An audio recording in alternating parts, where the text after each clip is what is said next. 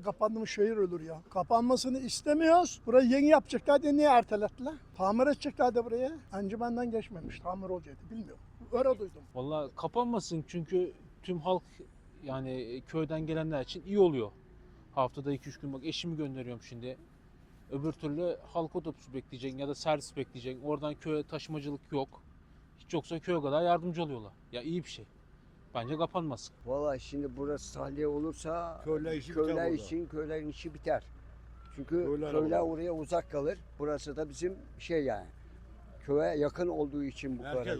Tahliye olmasını istemiyoruz. İstemiyoruz. Çünkü köylüler hep burada. Öteki Karaca gidemeyiz biz. Ya benim için köylünün için gitmemesi için iyi olur. Çünkü herkes burada istediğini bulabilir. Şehir dışına giderse adam hepsini nerede bulacak? Her istediğini bulamaz. Çünkü burada kalması daha benim için mantıklı ve iyi olur.